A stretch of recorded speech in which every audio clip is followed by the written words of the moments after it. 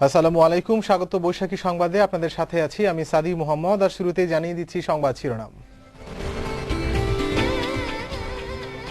অচল অবস্থা অবসানে চলছে জাতিসংঘ বিশেষ দূতের ঝোড়ো কূটনীতি। বৈঠক করলেন এরশাদ, সিসি ও গওহর রিজভীর সঙ্গে। এরশাদের নাটকের শেষ দেখার জন্য আরো অপেক্ষা করতে হবে, বিএনপিকেও নির্বাচনে আনার চেষ্টা চলছে বলছেন মন্ত্রীরা। অবরোধের সহিংসতা চলছেই, ঢাকা, সিলেট ও বগুড়ায় ঢিলে ঢালা হরতাল। আগুনে দগ্ধদের চিকিৎসায় সরকারের সহায়তা চাইলেন স্বজনরা। কাদের মোল্লাকে মৃত্যুদণ্ড দিয়ে আপিল বিভাগের পূর্ণাঙ্গ রায় ট্রাইব্যুনালে হস্তান্তর, যে কোনো সময় কারাগারে পৌঁছাবে ফাঁসির আদেশ। এবং নেলসন ম্যান্ডেলার মৃত্যুতে শোকে ভাসছে দক্ষিণ আফ্রিকা। আজ পালিত হচ্ছে জাতীয় প্রার্থনা দিবস। শেষকৃত্য হবে বিশ্ব নেতাদের মহাসম্মেলন। শুনছিলেন শিরোনাম। সংবাদে এছাড়াও থাকছে বিজয়ের মাস উপলক্ষে আমাদের নিয়মিত আয়োজন বিজয় বারে বারে।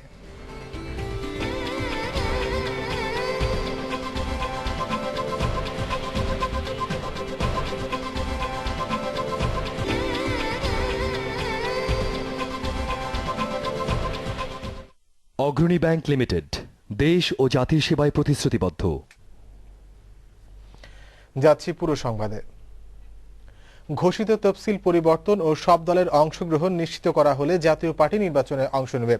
জাতিসংঘের সহকারী মহাসচিব অস্কার ফার্নান্দেজ তারাঙ্কুর সঙ্গে বৈঠকে এই কথা জানান পার্টির চেয়ারম্যান এইচ.এম. এরশাদ। পরে জাতীয় পার্টির মন্ত্রীরা পদত্যাগপত্র জমা দিতে প্রধানমন্ত্রীর কার্যালয়ে যাবেন বলে জানান পার্টির মহাসচিব রুহুল আমিন হাওলাদার। কামরান করিমের রিপোর্ট।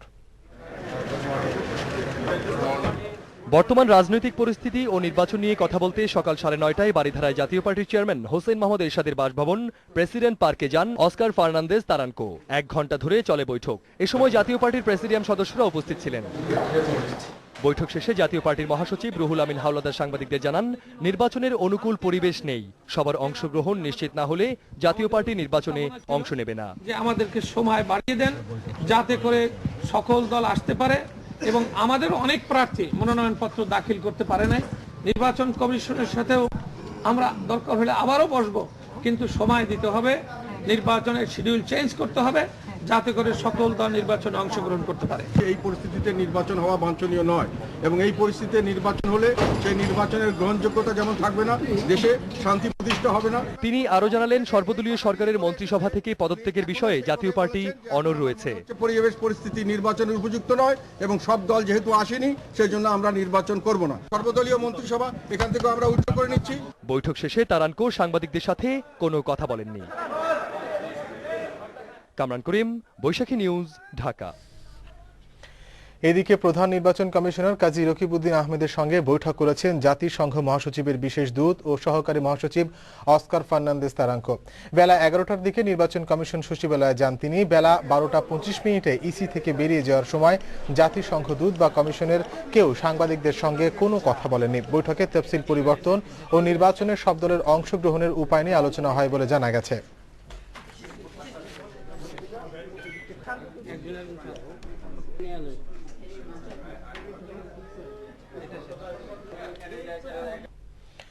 প্রধান নির্বাচন কমিশনারের সঙ্গে বৈঠকের পর দুপুরে প্রধানমন্ত্রীর কার্যালয়ে যান জাতিসংঘের বিশেষ দূত অস্কার ফার্নান্দেজ তারাঙ্কো। প্রধানমন্ত্রীর পররাষ্ট্র বিষয়ক উপদেষ্টা গওহর রিজভীর সঙ্গে বৈঠক করেন তিনি। এই বৈঠকটি ছিল অনির্ধারিত।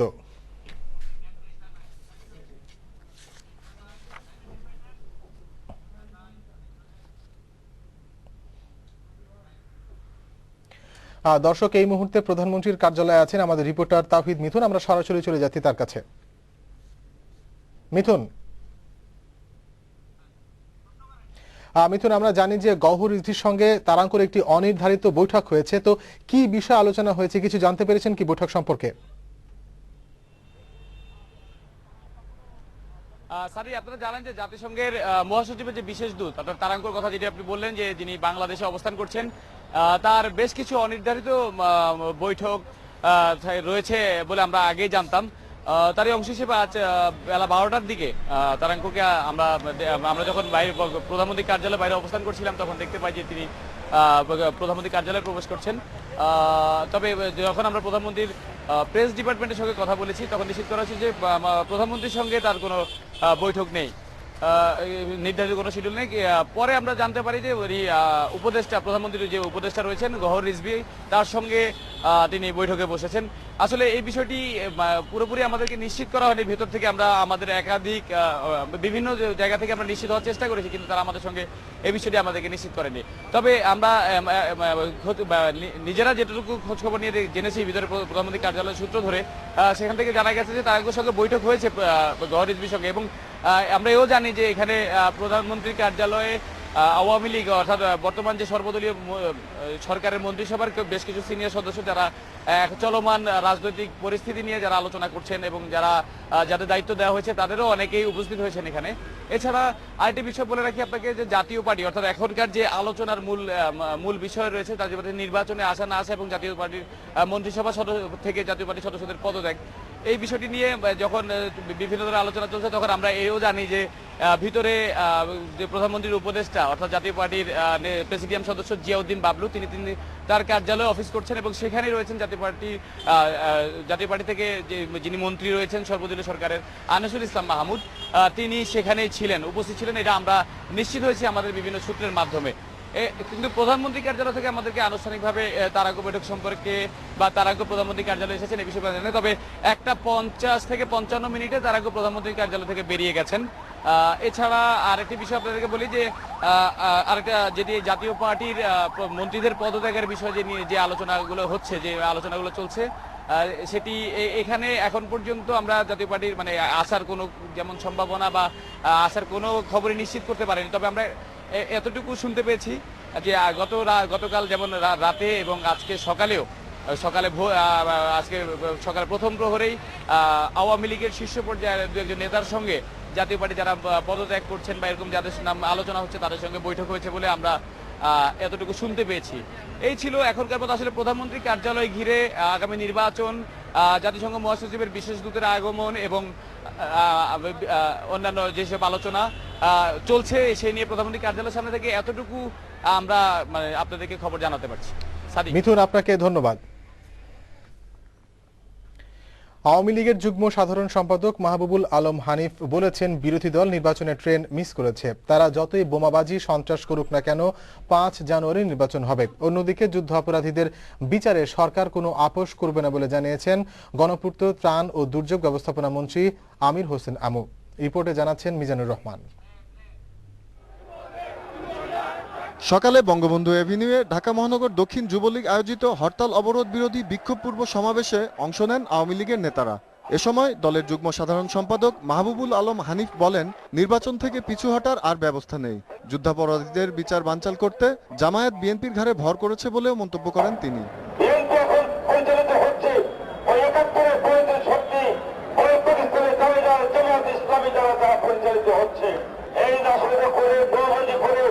আগামী 5 জানুয়ারি নির্বাচন আপনারা বন্ধ করতে পারবেন না। এই মাসের নির্বাচন হবে। দুপুরে জাতীয় প্রেস ক্লাবে বঙ্গবন্ধু একাডেমি আয়োজিত আলোচনা সভায় আওয়ামী লীগের প্রচার সম্পাদক ও বন ও পরিবেশ মন্ত্রী হাসান মাহমুদ বলেন, এরশাদের নাটকের শেষটা দেখার জন্য সবাইকে অপেক্ষা করতে হবে। এরশাদ সাহেবের নাটক সকালবেলা একটি, বিকেলবেলা একটি। আমি সবাইকে বলবো নাটকের শেষ দৃশ্যের জন্য অপেক্ষা করার জন্য। নাটকের শেষ দৃশ্য অবশ্যই গণতন্ত্রের পক্ষে, নির্বাচনের পক্ষেই হবে। এছাড়া সকালে সচিবালয়ে দুর্যোগ ব্যবস্থাপনা মন্ত্রণালয়ে বার্ষিক উন্নয়ন কর্মসূচি নিয়ে বৈঠক শেষে সাংবাদিকদের গণপূর্ত, ত্রাণ ও দুর্যোগ ব্যবস্থাপনা মন্ত্রী আমির হোসেন আমু বলেছেন, বিএনপির সাথে সমঝোতার চেষ্টা চলছে আন্তর্জাতিক ও দেশীয় মাধ্যমে, তবে যুদ্ধাপরাধীদের বিচারে কোনো সমঝোতা নয়। কোন দল আসলো না আসলো এটা কোনো ব্যাপার না, গণতান্ত্রিক প্রক্রিয়া চলতে থাকবে। এখানে জনগণের পার্টিসিপেশন হলো ব্যাপার। Government of the people, for the people, by the people, not for any party. Mizanur Rahman, Baishakhi news, Dhaka. বিভিন্ন স্থানে যানবাহন ভাঙচুর, অগ্নিসংযোগ ও বিক্ষিপ্ত সংঘর্ষের মধ্যে দিয়ে চলছে তৃতীয় দফায় 18 দলের ডাকা টানা 72 ঘন্টা অবরোধের দ্বিতীয় দিন। এদিকে সাদেক হোসেন খোকাকে গ্রেপ্তারের প্রতিবাদে ঢাকায় সকাল সন্ধ্যা হরতাল পালন করছে বিএনপি। হরতাল হচ্ছে সিলেট এবং বগুড়াতেও। বিস্তারিত মাহমুদ শরীফের রিপোর্টে। তৃতীয় দফায় টানা 72 ঘন্টা সড়ক, রেল ও নৌপথ অবরোধের দ্বিতীয় দিনে দেশের বিভিন্ন স্থানে বিক্ষোভ মিছিল, ককটেল বিস্ফোরণ ও সড়ক অবরোধ করেছে 18 দলের নেতাকর্মীরা। সকালে নারায়ণগঞ্জের ফতুল্লা, বন্দর ও আড়াইহাজারে বিএনপি ও যুবদল নেতাকর্মীদের সাথে পুলিশের কয়েক দফা ধাওয়া পাল্টা ধাওয়া ও সংঘর্ষ হয়েছে। নারায়ণগঞ্জ ঢাকা লিংক রোডে জেলা পরিষদের কার্যালয়ের সামনে একটি যাত্রীবাহী বাসে আগুন দেয় অবরোধকারীরা। সাভারে ঢাকা আরিচা মহাসড়কের থানা বাস স্ট্যান্ড এলাকায় বেশ কিছু যানবাহনে ভাঙচুর ও একটি ট্যাক্সি ক্যাবে আগুন লাগায় অবরোধ সমর্থকরা। মেহেরপুরের গাংনীতে নির্বাচন অফিস ও স্থানীয় আওয়ামী লীগ অফিসে ভাঙচুর করেছে বিএনপি জামাত জোটের নেতাকর্মীরা।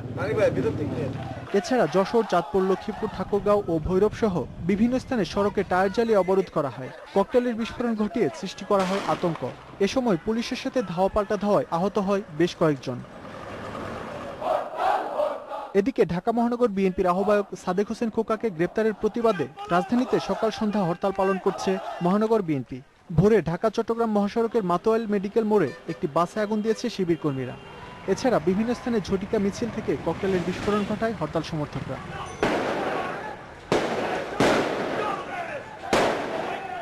রাজধানীতে সকালের দিকে গণপরিবহনের সংখ্যা কম থাকলেও বেলা বাড়ার সাথে সাথে তা বাড়ছে, তবে দূরপাল্লার কোনো বাস ছেড়ে যায়নি। নির্দলীয় সরকার অধীনে নির্বাচন ও আটক নেতাকর্মীদের মুক্তির দাবিতে সিলেট ও বগুড়ায় অবরোধের পাশাপাশি হরতাল পালন করছে স্থানীয় বিএনপি। মাহমুদ শরীফ, বৈশাখী নিউজ। বিএনপি জোটের অবরোধের আগুনে পুড়ছে সাধারণ মানুষ। দিন দিন বেড়েই চলেছে সংখ্যা। আর দগ্ধদের চিকিৎসা সেবা দিতে হিমশিম খাচ্ছে ঢাকা মেডিকেল কলেজ হাসপাতালের বার্ন ইউনিটের চিকিৎসকরা। গত রাতে ফেনীতে পেট্রোল বোমায় দগ্ধ হয়ে সিএনজি অটোরিকশা চালক সহ দুজনকে ভর্তি করা হয়েছে বার্ন ইউনিটে। তাদের অবস্থা আশঙ্কাজনক। বিস্তারিত রকিব মানিকের রিপোর্টে।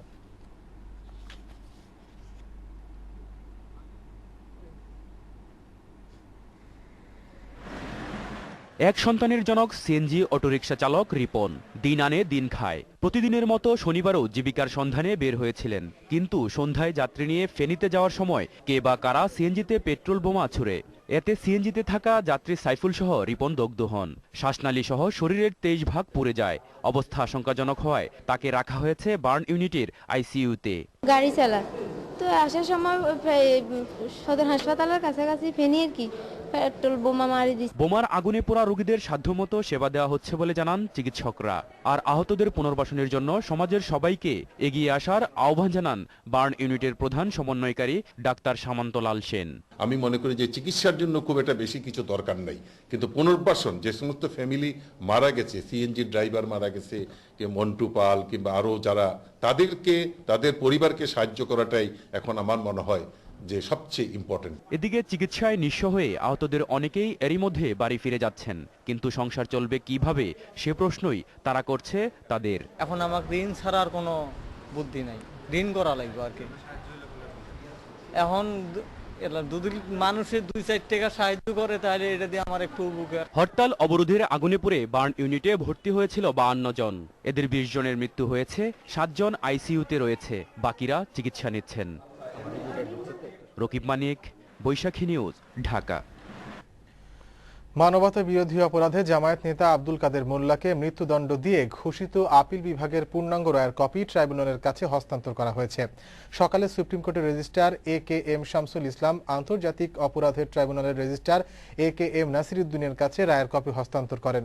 ট্রাইব্যুনাল থেকেই ফাঁসির আদেশ কারাগারে পৌঁছানো হবে বলে জানিয়েছেন সংশ্লিষ্টরা। গত বৃহস্পতিবার রায়ের পূর্ণাঙ্গ কপি প্রকাশ করে সুপ্রিম কোর্টের আপিল বিভাগ। গেল 17 সেপ্টেম্বর কাদের মোল্লাকে ফাঁসিতে ঝুলিয়ে মৃত্যুদণ্ডের আদেশ দিয়ে রায় দেন আপিল বিভাগ। আর আগে 5 ফেব্রুয়ারি কাদের মোল্লাকে যাবজ্জীবন কারাদণ্ড দেয় আন্তর্জাতিক অপরাধ ট্রাইব্যুনাল। দক্ষিণ আফ্রিকার বর্ণবাদ বিরোধী আন্দোলনের অবিসংবাদিত নেতা নেলসন ম্যান্ডেলার মৃত্যুতে আজ দেশটিতে জাতীয় প্রার্থনা দিবস পালন করা হবে। কাল পালন করা হবে জাতীয় শোক। আগামী 15 ডিসেম্বর মহান এ নেতার শেষকৃত্য অনুষ্ঠিত হবে। আরো জানাচ্ছেন শামীম আহসান। দক্ষিণ আফ্রিকার ভৌগোলিক সীমারেখা ছাড়িয়ে বিশ্বব্যাপী এখন শোকের ছায়া। কালের মহানায়ক নেলসন ম্যান্ডেলার মৃত্যুতে বিভিন্ন দেশে রাষ্ট্রীয় শোক দিবস পালন করা হচ্ছে। ম্যান্ডেলাকে শেষ বিদায় জানাতে দক্ষিণ আফ্রিকায় চলছে 10 দিনের আনুষ্ঠানিকতা। দক্ষিণ আফ্রিকার সোয়েটোর এফএনবি স্টেডিয়ামে শেষবার জনসম্মুখে এসেছিলেন এই কিংবদন্তি। মঙ্গলবার আবারও সেই একই স্থানে নেওয়া হচ্ছে ম্যান্ডেলাকে, তবে এবার কোনো ভাষণ দিতে নয়, শেষ বিদায় ও শ্রদ্ধা জ্ঞাপনের জন্য। মাদিবার মৃত্যুর পর শনিবার প্রথমবারের মতো আনুষ্ঠানিক বিবৃতিতে পরিবারের মুখপাত্র জানায়, ভেঙে গেছে তাদের স্তম্ভ। The pillar of the family is gone, but in our hearts and souls, he will always be with us. 14 December মাদিবার দেহ তুলে দেওয়া হবে তার পরিবারের হাতে। 15 ডিসেম্বর কোনো গ্রামে পূর্বপুরুষের পাশে পূর্ণ রাষ্ট্রীয় মর্যাদায় সমাহিত করা হবে মাদিবাকে। মহান এই নেতার শেষকৃত্য অনুষ্ঠানে মার্কিন প্রেসিডেন্ট বারাক ওবামা সহ যোগ দিবেন বিশ্ব নেতারা। শামীম আহসান, বৈশাখী নিউজ। দক্ষিণ আফ্রিকার বর্ণবাদ বিরোধী আন্দোলনের অবিসংবাদিত নেতা নেলসন ম্যান্ডেলার মৃত্যুতে গতকাল থেকে 3 দিনের রাষ্ট্রীয় শোক পালন করছে বাংলাদেশ।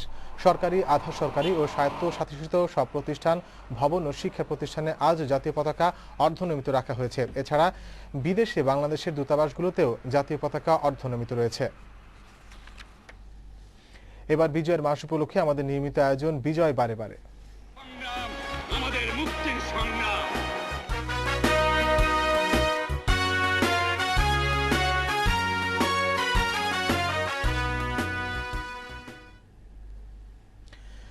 বাংলাদেশের মুক্তিযুদ্ধ যখন চূড়ান্ত পর্বে একে একে ভেঙে পড়তে থাকে শত্রুর ডেরা।